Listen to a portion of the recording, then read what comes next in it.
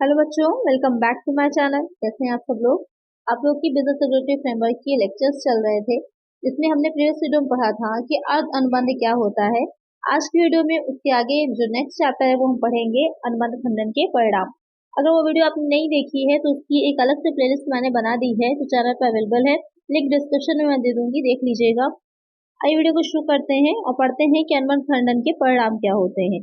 लेकिन उससे पहले जिन बच्चों ने सब्सक्राइब नहीं किया है चैनल को सब्सक्राइब कर लीजिए, वीडियो को लाइक कर दीजिएगा और फ्रेंड्स साथ वीडियो को शेयर भी कर दीजिएगा। क्या होते हैं अनुबंध खंडन के परिणाम। कि हमने ये तो समझ लिया कि अनुबंध जो होता है किस तरह से होता है, क्या स्टेप्स रहती हैं, पूरा कंप्लीट समझ लिया। लेकिन अगर अनुबंध का खंडन हो रहा है, ब्रीच ऑफ कॉन्ट्रैक्ट हो रहा है, तो उसके परिणाम क्या निकलते हैं, क्या कंसिक्वेंसेस होते हैं, और जो पार्टीज होती हैं उसमें से किस पर ज्यादा पड़ते हैं या किस तरह से उनका दायित्व बनता है इसके लिए, अब वो हम देखेंगे इस वीडियो में। सबसे पहले समझना होगा कि अनुबंध खंडन का आशय क्या होता है, meaning of breach of contract. तो जब हम बात कर रहे हैं कि अनुबंध का खंडन यानी कि बीच से ही अनुबंध समाप्त हो गया, पूरा नहीं हो पाया ना, समाप्त हो गया, तो क्या होता है जब अनुबंध का निष्पादन या अंत अन्य किसी रीति से नहीं होता तथा पक्षकार अपने दायित्व को पूरा नहीं करते, या अनुबंध भंग या खंडन कहलाता है। यानी कि जो भी दायित्व किसी भी पार्टी का पक्षकार का बन रहा है उसने पूरा नहीं किया है तो उसे क्या कहा जाएगा, अनुबंध का खंडन कहा जाएगा। एग्जाम्पल उन्होंने दे रखा है कि आ और बा को 2 क्विंटल चावल 1000 रुपए में देने का अनुबंध करता है, नए तिथि को आ चावल की सुपुर्दगी देने में असमर्थ रहता है, या आ द्वारा अनुबंध का खंडन कहलाएगा। यानी कि आ बा 2 व्यक्ति थे, 2 पर्सन थे, और क्या हुआ, आ ने बा को 2 क्विंटल चावल देने के लिए कहा जिसके बदले में 1000 रुपए देना था, लेकिन जो भी डेट फिक्स करी थी उस डेट पर आ जो था वो चावल को नहीं दे पाया या सुपुर्द हैंडओवर नहीं कर पाया। तो जब वो सुपुर्द ही नहीं कर पाया तो पैसे अमाउंट देने का तो प्रश्न ही नहीं आता है। तो यहाँ पर क्या हो जाएगा, जब जो वचन दिया था, जो प्रॉमिस किया था वो पूरा ही नहीं हुआ तो अनुबंध क्या हुआ, अनुबंध का खंडन हो गया।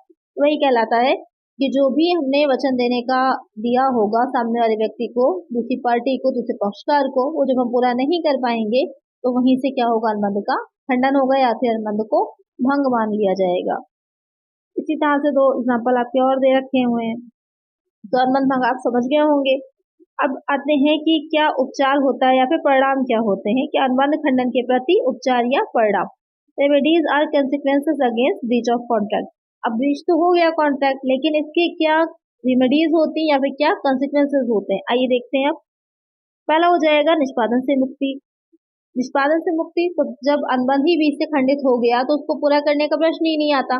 जैसे कि इस वाले में आपको जो आ था उसने जब चावल ही नहीं पहुंचाए तो बा का कोई दायित्व ही नहीं बनता है कि उसको 1000 रुपए दे, तो क्या हुआ, अनुबंध यहीं से समाप्त हो गया। तो निष्पादन करने के लिए बा को मुक्ति मिल जाती है। तो यहाँ पर इसके कुछ अपवाद भी होते हैं निष्पादन से मुक्ति के। क्या अपवाद रहते हैं, एक बार वो देख लेते हैं कि कुछ ऐसी कंडीशंस होती हैं कि वहां पर दूसरा पक्षकार अपने अनुबंध को खंडित करने के लिए नहीं कह सकता, या फिर वो अपने अनुबंध की जो दायित्व है उनसे विमुख नहीं हो सकता, भाग नहीं सकता है। तो क्या होते हैं, जब पीड़ित पक्षकार ने स्पष्ट या गर्भित रूप से अनुबंध का पुष्टिकरण कर दिया हो, या फिर जबकि अनुबंध विभाजन योग्य ना हो और पीड़ित पक्षकार अनुबंध के एक भाग को निरस्त करना चाहता है। यानी कि ऐसा अनुबंध है जिसके अलग अलग टुकड़े नहीं किए जा सकते, अलग टुकड़ों में विभाजित नहीं किया जा सकता है, तो वहां पर जो पीड़ित पक्षकार होगा अनुबंध के अगर एक भाग को निरस्त करना चाहता है तो भी वो नहीं किया जा सकता, पूरा ही अनुबंध करना मतलब परिवर्तनीय पूरा ही कराना पड़ेगा। फिर आ जाएगा जबकि अनुबंध परिवर्तनीय स्थिति में हो और तीसरे पक्षकार ने प्रतिफल के बदले या सद्भावना से अनुबंध की विषय वस्तु में अधिकार ग्रहण किया हो। तीसरा व्यक्ति कौन होता है, आपको मैंने प्रतिभूति और या फिर हानि अच्छा अनुबंध पढ़ाया था, तो वहां पर जो तीसरा पक्षकार जो गारंटी दे रहा होता था, जो प्रतिभू होता था, वो तीसरा पक्षकार हो जाता था। तो यहाँ पर उसी की बात बताई गई है कि जो तीसरा पक्षकार होता है अगर उसने विषय वस्तु में किसी तरह का अधिकार प्राप्त कर लिया है तो भी अनुबंध को भंग नहीं किया जा सकता। चौथा पॉइंट है कि जब किसी भी पक्षकार की गलती के बिना अनुबंध करने के बाद परिस्थितियां ऐसी उत्पन्न हो जाती हैं कि पक्षकार को वस्तुतः पूर्व की स्थिति में नहीं लौटाया जा सकता। यानी कि कोई सिचुएशन ऐसी हो जाए कि जिसको वापस से हर चीज क्या होती है, आप हर चीज को बदल नहीं सकते, कुछ काम ऐसे होते हैं जो एक बार हो जाने के बाद उन्हें परिवर्तित नहीं किया जा सकता है, पुनः उसी स्थिति में नहीं पहुंचाया जा सकता है। इस वजह से वहां पर उस अनुबंध जो भी अनुबंध किया गया है उसको कंप्लीट करना पड़ता है। तो ये अपवाद थे सिर्फ कि निष्पादन से मुक्ति नहीं मिलती है इन सारी परिस्थितियों में। सेकंड पॉइंट क्या कह रहा है, निर्दिष्ट निष्पादन का अधिकार होता है, क्लेम फॉर स्पेसिफिक परफॉर्मेंस। इसमें क्या रहता है कि कोई जो भी अनुबंध किया है उसको अगर बीच में भंग किया जा रहा है तो उससे जो भी क्षति हुई है उसका अगर हम अनुमान नहीं लगा पा रहे, इसका कोई नुकसान है, इसका अनुमान एग्जैक्टली नहीं लगाया जा सकता है कि वास्तव में क्षति क्या हुई है, कितनी हुई है, तो वहां पर न्यायालय क्या करता है, विशिष्ट अनुतोष अधिनियम है, स्पेसिफिक रिलीफ एक्ट, उसके अंतर्गत जितनी क्षतिपूर्ति की राशि बन रही है या फिर अथवा विशिष्ट निष्पादन की आज्ञा दे सकता है कि नहीं, इसको कंप्लीट अनुबंध को करना ही पड़ेगा। ये दो कंडीशंस होती हैं। लेकिन इसमें उन्होंने क्या कहा है, किंतु न्यायालय निम्न परिस्थितियों में निर्दिष्ट निष्पादन की आज्ञा नहीं दे सकता। यहाँ पर भी उन्होंने कुछ अपवाद बताया, क्या है आइए देखते हैं। जबकि अनुबंध व्यक्तिगत सेवा से संबंधित हो, जबकि अनुबंध की निष्पादन का निरीक्षण करना संभव ही न हो, जबकि निर्दिष्ट निष्पादन के लिए आज्ञा प्रदान करना उचित एवं न्यायपूर्ण न हो, जबकि द्रव्य में क्षतिपूर्ति पर्याप्त समझी जाए, जबकि वास्तविक क्षति का अनुमान लगाया जा सके, या फिर जबकि अनुबंध प्रतिफल विहीन हो। यानी कहने का पूरा मतलब ये है, मीनिंग ये है कि जो भी अनुबंध भंग करने से क्षति हुई है उस क्षतिपूर्ति को दे दिया जाता है। अगर वहां पर क्षतिपूर्ति का अनुमान नहीं लगाया जा सकता तो वहां पर ऐसी स्थिति में विशिष्ट अनुतोष अधिनियम का यूज किया जाता है। लेकिन कुछ कंडीशंस ऐसी हैं जहां पर इसका यूज नहीं किया जा सकता है, या फिर विशिष्ट निष्पादन की आज्ञा दे सकता है जो भी न्यायालय होगा वो, लेकिन विशिष्ट निष्पादन करने की आज्ञा कब नहीं देगा, वो कंडीशंस आपकी ये वाली हो जाएंगी। इन कंडीशन में निर्दिष्ट निष्पादन की आज्ञा न्यायालय नहीं देता है। जैसे कि उदाहरण में उन्होंने क्या बताया है, आवाज की एक तस्वीर बनाकर देने का वचन देता है, मोटर दुर्घटना में आका दायां हाथ टूट जाता है, यहाँ पर अनुबंध का निर्दिष्ट निष्पादन संभव नहीं है। अब यहाँ पर न्यायालय थोड़ी कह सकता है कि नहीं, आपका अगर राइट हैंड जो है टूट गया है, लॉस्ट हो गया है, तो वहां पर वो लेफ्ट हैंड से बनाए, क्योंकि जो जितना ज्यादा वो अभ्यस्त से एक्सपर्ट राइट हैंड से होंगे उतना ज्यादा नहीं हो पाएंगे लेफ्ट हैंड से। तो यहाँ पर न्यायालय नहीं उनको जो आज्ञा दे सकता है कि अपने जो भी अनुबंध किया तो उसको निष्पादित करें। तो कुछ कंडीशंस ऐसी हो जाती हैं जहाँ पर न्यायालय जबरदस्ती नहीं कर सकता है कि इस निष्पादन को करना चाहिए इस अनुबंध का। वही कंडीशंस है, बाकी जो होगा क्षतिपूर्ति का अनुमान लगाया जाता है और जितनी बनती है उतनी दे दी जाती है अनुबंध भंग की दशा में। नेक्स्ट पॉइंट है निषेधाज्ञा का अधिकार, क्लेम ऑफ इंजंक्शन। निषेधाज्ञा एक प्रकार का नकारात्मक आदेश होता है जो कि न्यायालय द्वारा किसी कार्य को न करने के लिए जारी किया जाता है। ये क्या करेगा, जो भी पीड़ित पक्षकार होता है उसी की प्रार्थना पर न्यायालय द्वारा जारी किया जाएगा कि जो पीड़ित पक्षकार होता है किसी कार्य को ना करवाने के लिए, कि वो नहीं चाहता है कि ये कार्य हो या इस अनुबंध का निष्पादन करा जाए, तो वो न्यायालय की शरण ले सकता है। तो वहां पर न्यायालय क्या करता है, निषेधाज्ञा जारी करता है। इस प्रकार निषेधाज्ञा का अनुबंध के विशिष्ट निष्पादन का एक दूसरा उपाय है जो संरक्षक के रूप में पीड़ित पक्षकार को विशिष्ट परिस्थितियों में न्यायालय द्वारा दिया जाता है।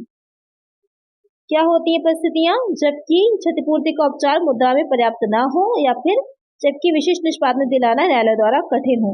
ऐसी स्थिति में निषेधाज्ञा का अधिकार लिया जा सकता है। कौन ले सकता है, सदैव पीड़ित पक्षकार ही ले सकता है जिसको हानि पहुंच रही है। नेक्स्ट है उचित पारिश्रमिक प्राप्त करने का अधिकार, क्लेम फॉर क्वांटम मेरिट। इसमें क्या रहता है कि ये जो है अंग्रेजी भाषा का है, ये शब्द जो दे रखा है जिसका अर्थ क्या होता है, जितना कार्य द्वारा अर्जित किया गया हो, यानी कि जितना भी कार्य जो भी कार्य होना था उससे जितना अर्जित कर सकता था, जितना अर्न हो सकता था, वही क्या माना जाता है, उचित पारिश्रमिक माना जाता है। इस प्रकार इस सिद्धांत के अनुसार उस व्यक्ति को जिसने किसी दूसरे व्यक्ति के लिए कुछ कार्य किया हो या कोई वस्तु दी हो और अनुबंध पूर्ण रूप से अथवा आंशिक रूप से पूरा ना किया गया हो, तो अर्जितानुसार उचित पारिश्रमिक दिलाने की व्यवस्था की जाती है। जो मैंने अभी बताया आपको कि उचित पारिश्रमिक जितना कार्य करने पर उसे मिल जाना चाहिए था दूसरे पक्षकार को, उतना उसे मिलना चाहिए, और अगर नहीं देता है वो पक्षकार तो वहां पर उसको न्यायालय की शरण ले सकता है उतनी क्षतिपूर्ति प्राप्त करने के लिए, यानी कि उचित पारिश्रमिक उसे मिलना चाहिए जितना कार्य वो कर चुका है। अब इस सिद्धांत के अंतर्गत उचित पारिश्रमिक की व्यवस्था कुछ परिस्थितियों में ही कही गई है। परिस्थितियां दे रखी हैं, पहला पॉइंट दे रखा है, यदि एक पक्षकार अनुबंध के अंतर्गत कुछ कार्य करता है और दूसरे पक्षकार द्वारा उसे शेष कार्य पूरा करने से रोक दिया जाता है, तो रोका गया पक्षकार जो कि पीड़ित होगा पूरे किए गए कार्य के लिए उचित पारिश्रमिक की मांग कर सकता है। क्लियर है, समझ में आ गया होगा आपको। उसके बाद आ जाता है क्षतिपूर्ति का अधिकार, क्लेम फॉर डैमेजेस, कि जो भी क्षतिपूर्ति हुई है, जो भी हानि हुई होगी तो उसको वापस प्राप्त करने का दूसरे पक्षकार से पीड़ित पक्षकार को क्या होता है, अधिकार होता है, राइट होता है, वो क्लेम कर सकता है अपने डैमेजेस को वसूल करने के लिए, लेने के लिए। तो ये हो जाते हैं सारे वो कॉन्सिक्वेंसेस, वो सारे पॉइंट्स जो कि अनुबंध भंग होने पर उठते हैं, या फिर जो अनुबंध भंग करने की दशा में जो पक्षकार पीड़ित पक्षकार को चुकाएगा या देगा, या फिर इस तरह से कह सकते हैं कि पीड़ित पक्षकार के अधिकार बनते हैं। अब इसमें नेक्स्ट हम देखते हैं कि क्षतिपूर्ति के प्रकार क्या होते हैं। जो क्षतिपूर्ति होती है वो कितने तरह की होती है, ये भी क्वेश्चन बहुत पूछता है एग्जाम में कि क्षतिपूर्ति के टाइप्स ऑफ डैमेजेस। पहला हो जाता है साधारण क्षतिपूर्ति, जनरल डैमेजेस। अनुबंध के खंडन जब किया जाता है तो ऐसी सिचुएशन में जो पीड़ित पक्षकार होता है उसको प्रत्यक्ष एवं स्वाभाविक हानि की साधारण क्षतिपूर्ति कहते हैं, यानी कि जो डायरेक्टली सामने से दिख रही है कि जितनी हानि हुई है उतनी हानि को चुका दिया जाएगा, वो क्या कहलाती है, साधारण क्षतिपूर्ति कहलाती है। और इस प्रकार जो होता है क्षतिपूर्ति की मांग पीड़ित पक्षकार कर सकता है और जो दूसरा पक्षकार होगा वो उसको चुका भी देता है। और ऐसी क्षतिपूर्ति का जो आकलन होता है वो अनुबंध, जिस दिन अनुबंध का खंडन किया जा रहा है उस दिन की जो एग्जिस्टिंग सिचुएशंस होती हैं, विद्यमान परिस्थितियां होती हैं, उसके अनुसार किया जाता है। यानी कि जैसे आज खंडन हुआ है तो आज जो उसकी मार्केट वैल्यू होगी या जो सिचुएशन होगी उसी पर ही वैल्यूएशन किया जाएगा जो भी क्षतिपूर्ति चुकानी है उसका। दूसरा हो जाता है विशेष क्षतिपूर्ति, स्पेशल डैमेजेस। इसमें क्या होता है कि जब अनुबंध का खंडन होगा तो वहां पर विशेष असाधारण परिस्थितियां होती हैं, तो उसमें जो पक्षकार जो भी डिमांड करता है वो हो जाती है विशेष क्षतिपूर्ति। इसमें जो एक तो प्रत्यक्ष क्षतिपूर्ति है जो आपको सामने से दिख रही है, और एक हो जाती है इनडायरेक्टली क्या क्षतिपूर्ति है, क्या डायरेक्टली हानि हुई है, उन दोनों को इसमें शामिल किया जाता है। तो विशेष क्षतिपूर्ति की स्थितियां होती क्या हैं, कब माना जाएगा कि उसे विशेष क्षतिपूर्ति देनी चाहिए। तो पहला पॉइंट है कि विशेष क्षतिपूर्ति विशेष हानि की दशा में हो सकती है। विशेष हानि या विशेष परिस्थिति की जानकारी अनुबंध के दोनों पक्षकारों को होनी चाहिए। और तीसरा, अनुबंध में विशेष हानि का विवरण अवश्य दिया जाना चाहिए, यानी कि जब अनुबंध किया जाएगा तो वहां पर जो लिखे जाते हैं कि क्या क्या उनके शर्तें रहेंगी, कंडीशंस लिखी जाती हैं, तो वहां पर इसको भी लिखा जाएगा। अनुबंध के खंडन की दशा में वह क्षति स्वाभाविक रूप से होनी चाहिए। आइए एग्जाम्पल देख लेते हैं, इसमें थोड़ा और अच्छे से क्लियर हो जाएगा।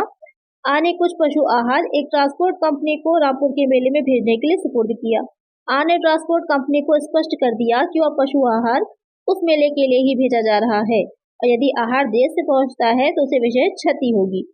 ट्रांसपोर्ट कंपनी की लापरवाही से आहार मेला के समाप्त होने पर रामपुर पहुंचा। यहाँ आपको यह अधिकार होगा कि और ट्रांसपोर्ट कंपनी पर अनुबंध खंडन के लिए साधारण क्षतिपूर्ति के साथ ही उस लाभ के लिए भी बात प्रस्तुत करे जो आहार को मेले में बेचने से प्राप्त होता। सिंपल से आपको समझा देते हैं कि इसमें क्या हुआ। इसमें यह था कि एक था जो कि क्या था, पशु आहार जो होता है, जो कि जो एनिमल्स होते हैं वो जो खाना खाते हैं, जो फूड होता है उनका, उनको जो था मेले में, एक मेला था उसमें बेचता था। तो उसने क्या किया, ट्रांसपोर्ट कंपनी थी एक, उनसे कहा कि उस मेले तक जो भी उनका था सामान पहुंचा दें, जो पशु आहार था पहुंचा दें। लेकिन कंपनी ने पहुंचाया तो, लेकिन मेला समाप्त होने के बाद, मेला खत्म हो चुका था, तो वहां पर क्या था, अगर वो मेले में बेचते तो जो कॉस्ट थी वो तो मिलती ही मिलती, साथ में उनको प्रॉफिट भी अर्न होता। तो आज जो था शॉपकीपर, उसने ट्रांसपोर्ट कंपनी पर ये बात प्रस्तुत किया कि जो भी उसे क्षति हुई है, एक तो वो सारी कॉस्ट जो उसे मिल सकती थी नहीं मिली, और प्लस जो प्रॉफिट भी कमाता उस पर एक्स्ट्रा, तो वो भी उसको चाहिए। तो जो कॉस्ट है सामने से, जैसे कि 1 क्विंटल है, 2 क्विंटल है, वो तो आपको दिख रहा है, प्रत्यक्ष हो गया ना, साधारण क्षतिपूर्ति हो गई।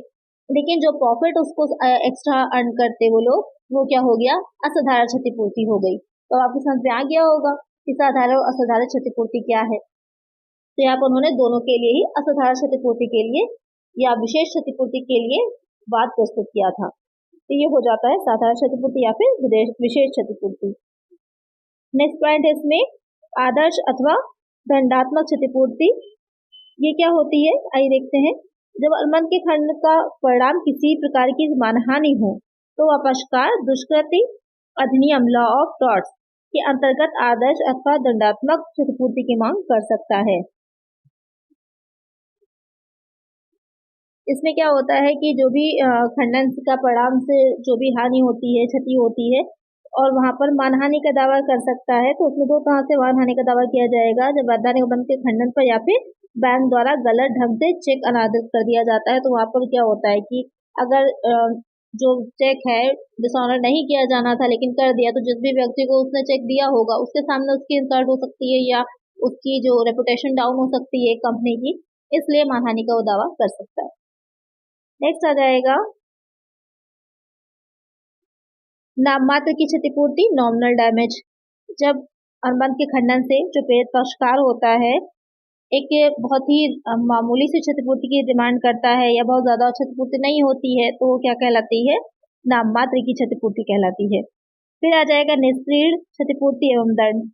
इसमें क्या रहता है कि जब अनुबंध करते समय ही जो पक्षकार होता है ये आपस में तय कर लेते हैं कि कोई पक्षकार अनुबंध का खंडन करेगा तो दूसरे व्यक्ति को, दूसरे पक्षकार को जो हानि होगी उसको एक निश्चित रकम की क्षतिपूर्ति की जाएगी। यानी दोनों ने आपस में डिसाइड कर लिया कि अगर किसी एक ने भी जो भी अनुबंध किया था, कॉन्ट्रैक्ट किया, तो उसको बीच में ही समाप्त करते हैं या बीच में भंग कर देते हैं, तो उनको इतनी क्षतिपूर्ति दूसरे व्यक्ति को देनी पड़ेगी। तो वो क्या हो जाती है, निष्क्रिय क्षतिपूर्ति हो जाती है।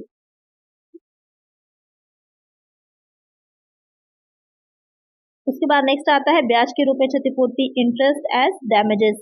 इसमें क्या रहेगा कि यदि एक पक्षकार निश्चित तिथि पर देय राशि भुगतान नहीं करता है, यानी कि आपस में डिसाइड किया था कि इस राशि पर इस तिथि पर जो भी अमाउंट था उसको पे कर देना था दूसरे पक्षकार को, लेकिन वो नहीं करता है, तो वहां पर जो दूसरा पक्षकार है यानी कि जो पीड़ित पक्षकार हुआ वो क्या करेगा, इंटरेस्ट की डिमांड भी, ब्याज की डिमांड भी कर सकता है। तो वो ब्याज जो होगा वो क्षतिपूर्ति के रूप में ही होगा।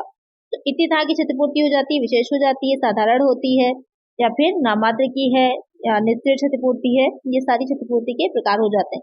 तो आज के चैप्टर में हमने पढ़ा कि अगर अनुबंध भंग होता है तो उस अनुबंध भंग के क्या परिणाम होते हैं या फिर क्या कंसिक्वेंसेस होते हैं, उसको कौन बेयर करता है, किस तरह से किया जाता है, जो भी कंपनसेशन होता है कैसे दिया जाता है, ये हमने आज की वीडियो में पढ़ा। नेक्स्ट वीडियो में हम इसका नेक्स्ट टॉपिक लेंगे, नेक्स्ट चैप्टर पढ़ेंगे। तो आज की वीडियो में इतना ही। अगर वीडियो अच्छी लगी है तो लाइक कर दीजिए, चैनल पर नए तो सब्सक्राइब कर दीजिएगा और फिर तक वीडियो को शेयर कर दीजिएगा। मिलते हैं नेक्स्ट वीडियो में। Thank you.